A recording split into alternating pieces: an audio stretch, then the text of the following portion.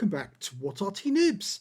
This is a rather unusual video for you because what we're actually videoing is a game that took place on the Honest Gaming stream that took place last weekend. And what you can see right now, oh, we didn't get any sound. I'll start that again because sometimes we do get a sound fault.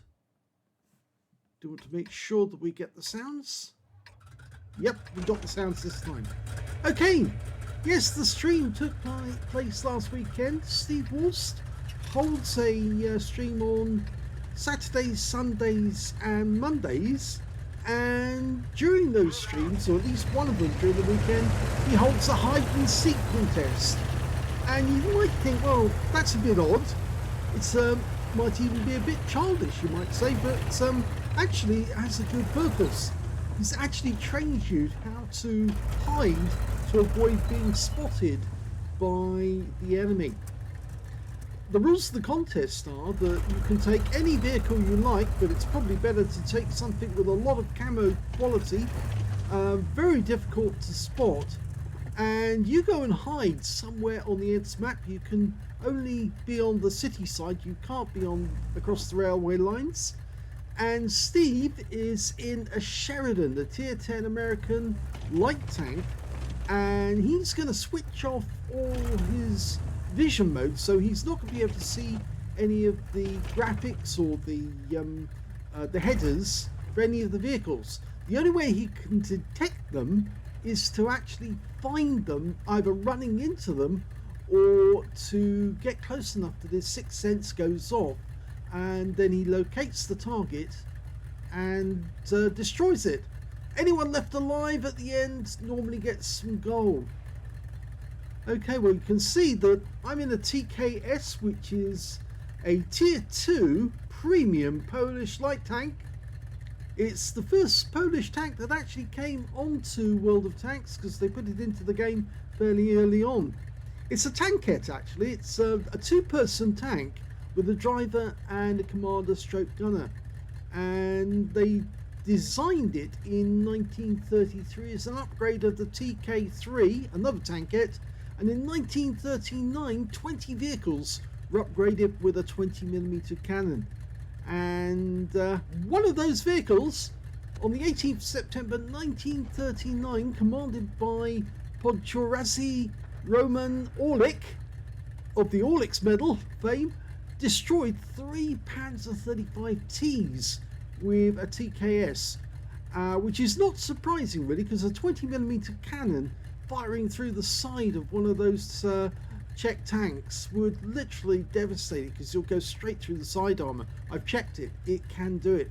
You can see on the mini-map that that Steve is active, and I think he's found his first victim. Yes, the TKS, and he's just wiped him out. As you can see, I've hidden in a bush and I'm fairly well concealed there. All my reference points are within the bush, so Steve would actually have to come up and run into me to actually notice that I was here. It's probably the only way he would get it. He would get a sixth sense go off if he gets close. So he's on the move. We can't see where he is at the moment because he's gone unspotted by all of our members, all the people hiding.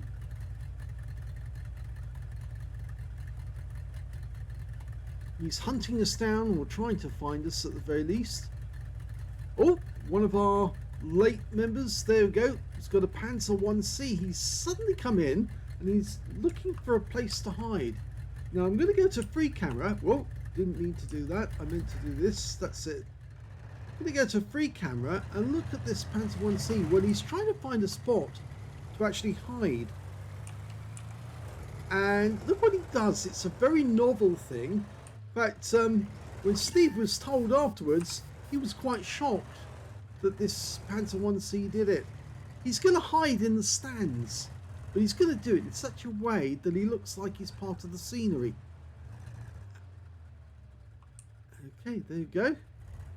Steve couldn't believe he did this, but Steve himself has actually hidden from the enemy, or from whoever's the seeker is, and he's parked his tank directly behind some of the normal vehicles that you'll find as furniture on these maps. You'll find trucks and ambulances and that sort of thing, and he just parked a tank directly behind a row of trucks, and the Seeker couldn't spot him until of course he ran into him a little later on. Now Steve actually does eventually run his replay with the vision on, so he can actually see all of the headers, so you can see how close he actually got to the other tanks. Because sometimes he gets very, very close. Oh, he's found another victim. This time round he found a TKS and he's wiped him out. You see that TKS over there? Well, he's kind of obvious. He's sitting out in the open, but he's kind of hoping that Steve is going to disregard him and treat him as a bit of furniture. We'll have to wait and see if that happens. He's still on the move. Looks like he's chasing that BTSV, but in actual fact he's not. He hasn't seen the BTSV, and the BTSV is now trying to find a place to hide quickly. You are allowed to move. You don't have to stay still, but it's probably better to stay still when Steve is around and in direct vision of you, because he might spot you moving. Even if he can't see the headers, he might see somebody moving. Now there is another rule actually, is what you can do as the tank's being seeked. If Steve drives past you and ignores you, you can then start opening fire to try and attract his attention without actually giving away your actual position. So you actually kind of remind him. Now my sixth sense has gone off because basically I've seen him and he would have seen me if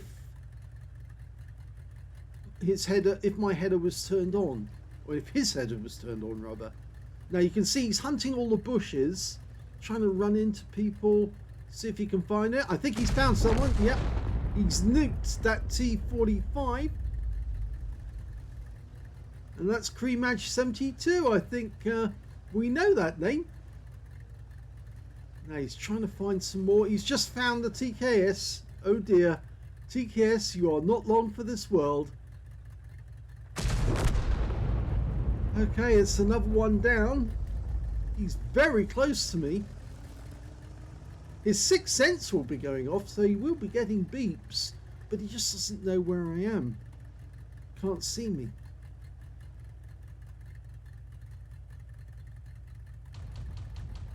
Oh, he's found another one. Or has he? Yes, I think he has. He's found the ELC Evan 90. Or Steve 90 as we now know. And he's just tried to nuke him but failed to do so. And the ELC is running. Well, since he's been discovered, he's trying to get away.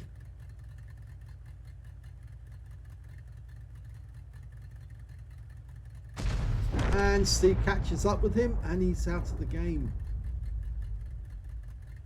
Now it's a full 15-minute battle and there's a huge number of places you can hide. Inside buildings, you can actually go inside some of the structures in the north of the map.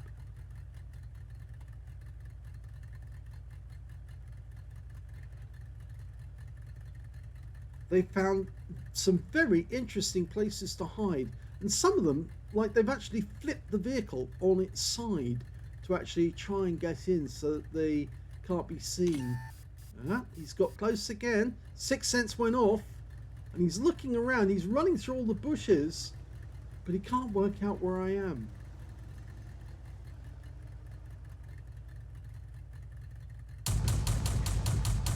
Yeah, you see, he went past me, so I've started firing to try and attract him back. He'll be hearing that gunfire, but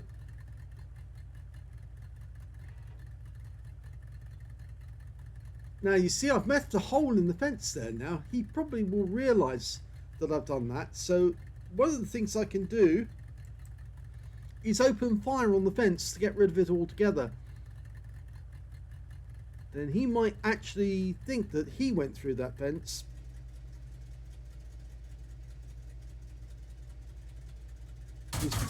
He's far enough away now, so... Oh, he came back into sight. Only has 10 rounds, I believe. 10 shots to the clip. In fact, if he only needed... Roman Orlik only needed 3 shots, I think it was, to actually destroy those Panzer 35Ts. But mind you, a 20mm round fired through the side of the vehicle would probably kill most of the crew.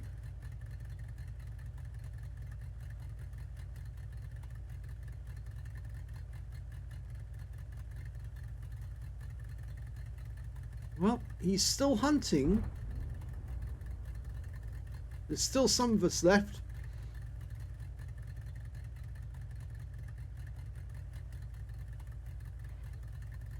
He's far enough away now. I think I might change position.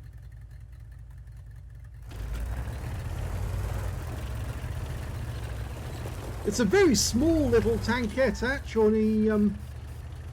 The chieftain, who's a very tall guy, he's about 6'4", I think. He actually managed to get into one of these. There's virtually no room whatsoever now. I thought about hiding in this bush, but in this tree. But it's a bit obvious, and I'm not sure about the camo qualities at the rear of the tree because it kind of exposes my rear reference point. So decide I think that tree is not enough, and I decide to move to this bush instead. And there you go, I'm nicely ensconced inside the bush. Now, Steve's coming back again, so he's obviously going to search in the south for a little while.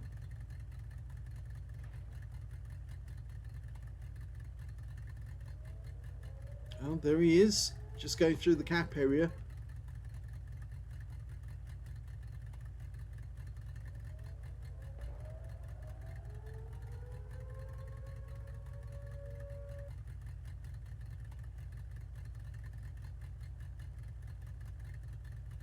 Look at this, he goes straight past, well, he goes through those bushes there, goes straight past the Panzer 1C and doesn't see him.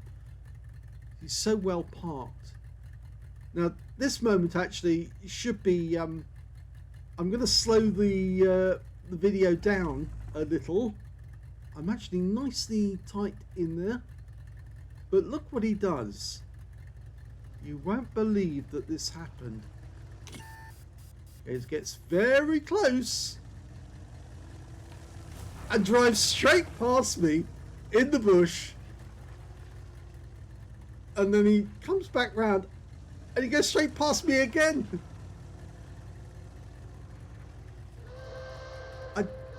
Literally, he was within touching distance of me as he went past.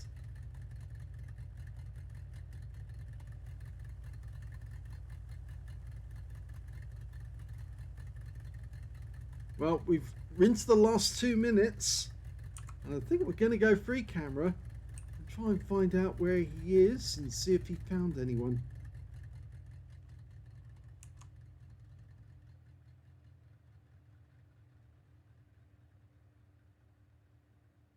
Oh! The BTSV tried to park exactly where Steve parked the last time. You see there's a truck there and a bus, and Steve parked there and the Seeker actually went straight past him. But you can't cross the railway lines, that's on the rules. And we're into the last minute.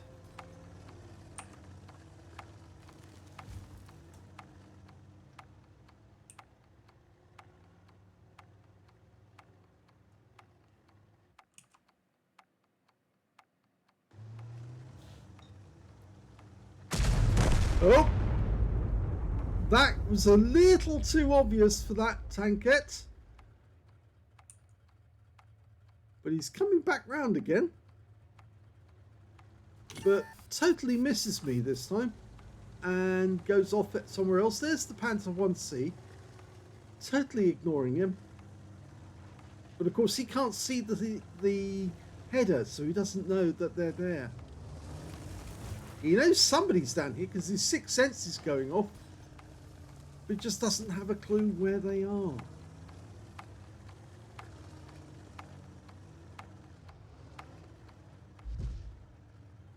And that's it. That's the end of the contest. And anyone's alive gets the gold.